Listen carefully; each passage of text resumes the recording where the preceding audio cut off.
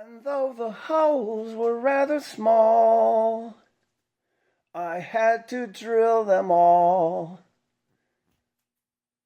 Hi, I'm back with another update on my 2006 Impala SS restoration project, and what you're looking at here is left side front subframe rail, a little piece of it, what's left of it. And the reason why all those holes are drilled in there is because I had to get this out of there. And this came as a little bit of a surprise to me. It turns out there are reinforcement pieces hidden inside of those front subframe rails. So as you probably know, I bought this pair of new subframe rails, and I had no idea that the old rails have reinforcements that were embedded in them, and the new rails don't come with them. So these reinforcements, this pair, go in the left rail, and this is part of the other side, and they're different sizes, but anyways, this one here,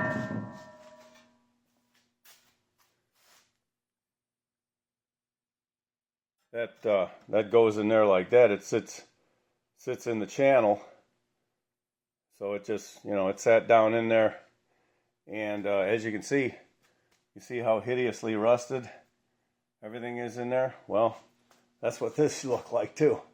You can see the pitting. Okay, this thing has received a lot of work. Okay, it's been sandblasted and acid treated. So what happens is this piece sits down in the channel, and everywhere you see a hole, there was a spot weld, and they all had to be drilled out. Yeah, it was a lot of work, and I had to chop that subframe rail up into pieces to get everything apart. It wasn't going to come apart intact, so basically I had to destroy the old subframe rail to recover these pieces intact and usable, and they were all badly rusted. You can see the pitting very heavily rusted. They've been sandblasted and acid treated, and they've been cleaned up to my satisfaction. So this piece here, like I said, well, here's the left hand side subframe rail, and that's going to go inside there like that. It has to, it has to be clamped down in there tight, and it reinforces that whole channel. And this is some pretty heavy stock here too. This is like probably about 14 gauge. And luckily there was enough left of it that I could recondition it, because I got to have this. And it would have been nice if I would have known that does not come with, and maybe I could have got one of these new. Maybe not anymore. I can't. I know I can't get them new now. I wish I'd have known then what I know now, but yeah. So anyway, what happens is that goes in the bottom of there, and this sits on top of it. So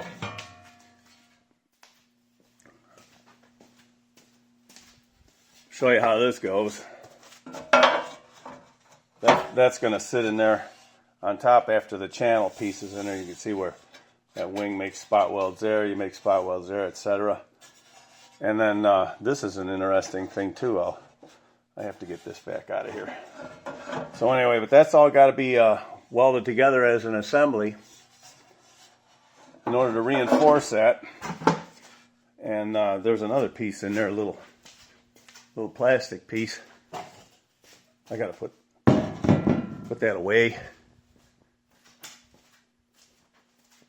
And this is an interesting little, it's just a hunk of, it's like plastic, and it's wedged in there and hammered in tight and was held in place with adhesive.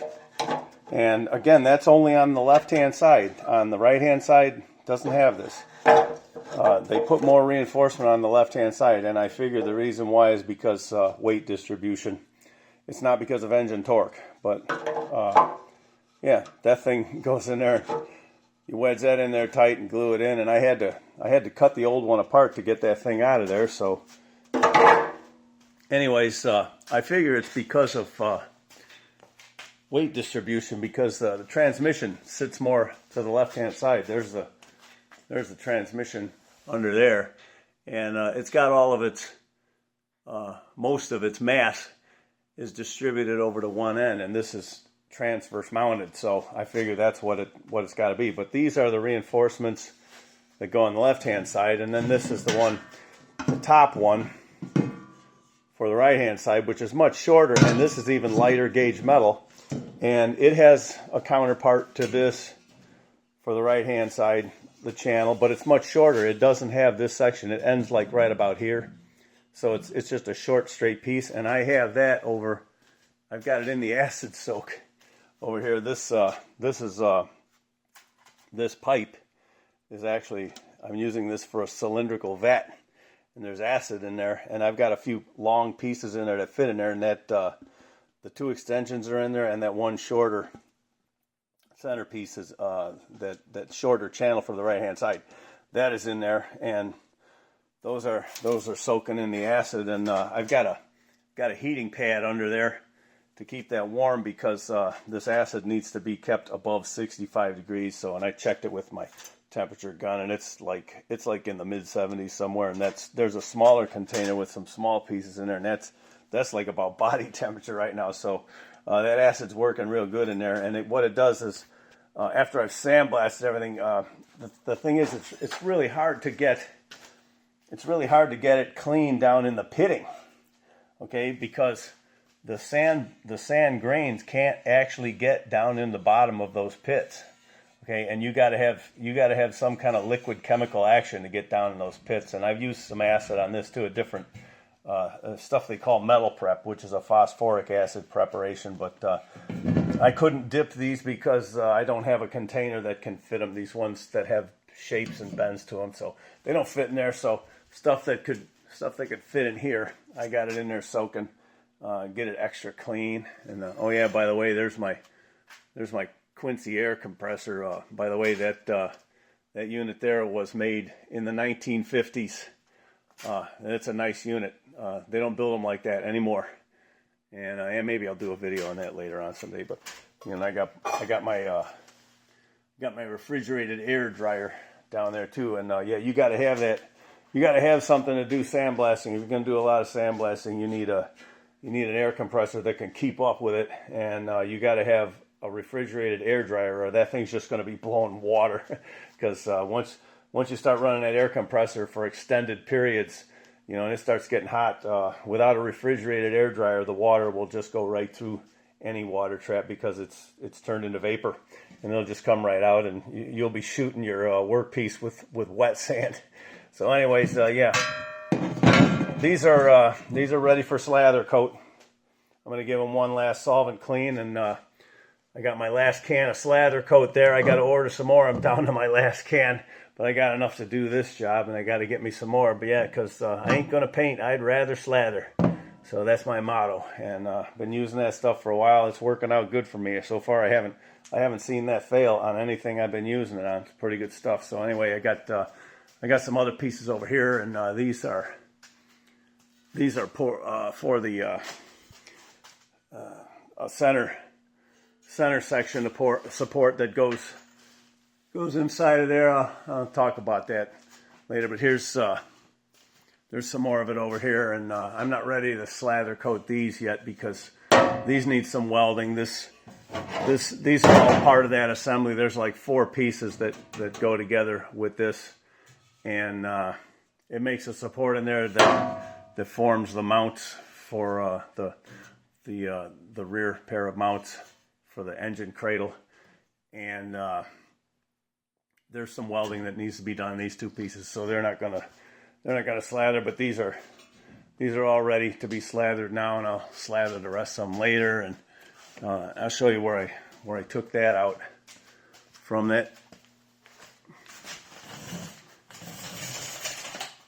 It came from in here, and it goes from here to here and bridges across the two subframe rails, and follows this tunnel hump. So right now all this stuff what you see exposed, that's all covered by that, and you can see the holes that I drilled to get that out of there. And those all this is all pretty good shape here too. This is the floor pan here this is just very superficial, a little bit of superficial rust. Should be pretty easy to clean up. I don't know, I might need to patch that right there. I don't know how bad it is. I'm going to replace that little stud there. That's going to get a threaded stud. But anyway, yeah, it's pretty decent. So anyways, and the piece that mated that, like I showed you, it's all been completely sandblasted. It's going to be reconditioned. I got a spot here where this is where the top of the subframe rail pinch welds to that, and this is going to have to, I'm just going to cut this out. This is pretty easy. I can just make a strip right across here. Just cut this away, weld another strip of new metal in there, and I'm probably going to take those out, these reinforcements in the top here. Probably going to drill all the spot welds out of that and do the same thing that I did with the rear tubs. They're going to be deconstructed and completely coated after being reconditioned and sandblasted, of course. I got a little bit there that needs to be separated and fixed, and got to get around to that. And so a little bit there too. It's savable. And well, done some other things. I got my what you see over there, those are the that wasn't in there before. Those are the two mounting points for the fuel tank straps. And as you can see, those have an opening that comes through there, and I've got all this fitted together right now just to make sure everything goes the way it's supposed to go. So I've got the fuel tank mounted. Fuel tank's mounted in there, and that's where, as you can see, there's openings there, and that's one of the reasons I was carrying on about that area inside of there that's all hidden away and rusting like crazy right under the seat of your pants, and you don't even know it until it's too late. And one of the reasons why is this is not it's not exposed to wheel spray, but it's open to the weather. Okay, that opening there has to be there, and that just that basically lets the weather inside of there. Okay, and then there's a couple of drain holes that has to be in here too in case water does get in there, and I'm going to put those in there. There were drain holes from the factory, but what that does is weather just gets in there. But it's amazing how even though there's no direct spray, just the weather, the atmospheric conditions, okay, can come wafting in there, and that's enough to just absolutely rust ravage that internal area. But yeah, I carped about that long enough. I think you get the picture. But yeah, that's like every car is going to do that. Whether you like it or not.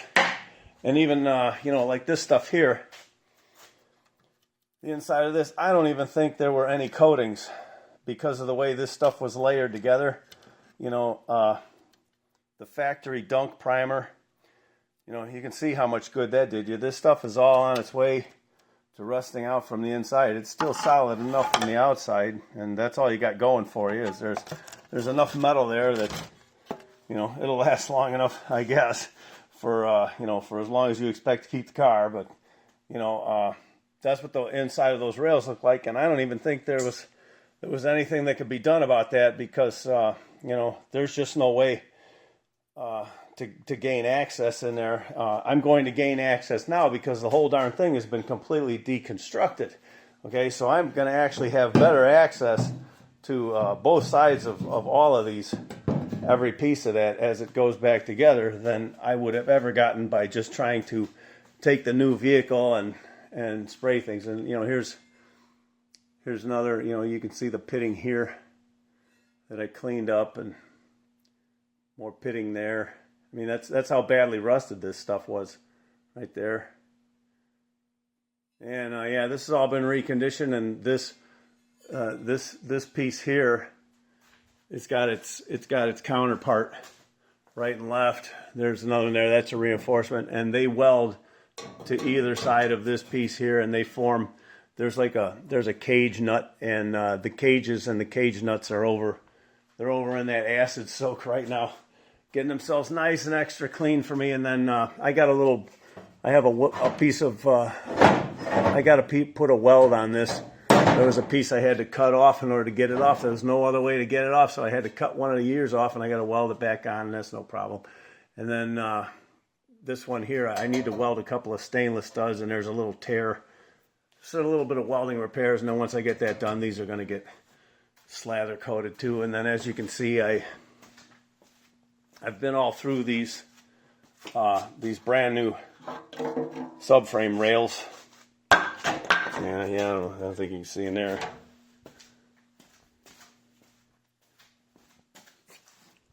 Anyway, been all through these, and I've been down in there with slather coat and frame shot like nobody's business.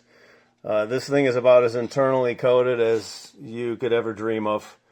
Everywhere I could hit with a brush on the end of a stick down in there, plus, and then places where it's layered. And let me see, better light here. And then, that green stuff, that's the frame shot, where you shoot that in places where you have, things layered upon other things, and you can't get in there with brush coating, so then you squirt it in there with some kind of forced spray. And so this thing is very well internally coated, and it's about as, you're just not going to get it. It's old Milwaukee, man. That's about as good as it gets right there. And then there's some upgrades I did on this, like if you can see in here, I don't know if you can see that.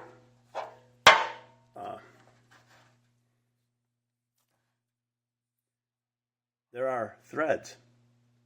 You can see those threads. Well, that's not what used to be there. What the provision was there is just a raw hole that they expect you to run a sheet metal screw in. And what that does, that's a point where there's the plastic wheel tub liner that goes in here, and it has to be held down in a couple of places. And so they want you to mount that with a sheet metal screw right there. Well, that's against my religion.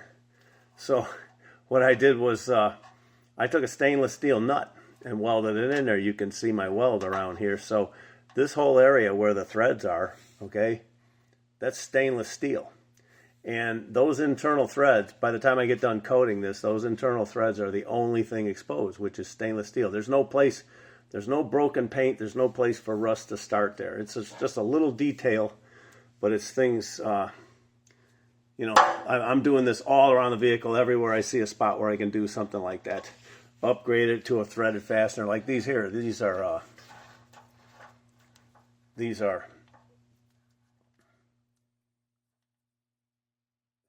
threaded studs here. This is just a stainless steel, a 1024 stainless steel screw, and I put studs here. There's something that mounts here. It's a vinyl like filler panel that goes under here on both of them, and they used to be held on with these crummy plastic clips, and I like threaded fasteners. So stainless steel, can't rust, it's welded in place, and the only thing that's exposed is the stainless threads. Everything else is covered with coatings. Did the same thing here. This is a 6mm. This is for a different mounting point. And what they had in here was just a crummy, it's like a pressed in square. This used to be a square hole, okay? This is like rectangular. And you can probably see my weld. You can see how there's a different color because I filled that in with weld. I had to put the nut in from the inside, so I just held it up in there, and then I welded all around it and then ground it off flush. So there's a nut in there with threads. And, that's my upgrade here. Instead of having some kind of crummy clip that breaks paint when you tighten it up, there's nothing there but stainless threads. And there's a couple other places too where here's another spot here. I did the same thing. That's just like what you saw in the other one there. There's a there's a nut there, and there's this 1024 stainless screw goes in there. And that's to just attach certain things onto there in a very rust preventative manner. So there you go. So I guess that's the update for now, and I'll let you know when I get more things done. So thanks for watching. So long.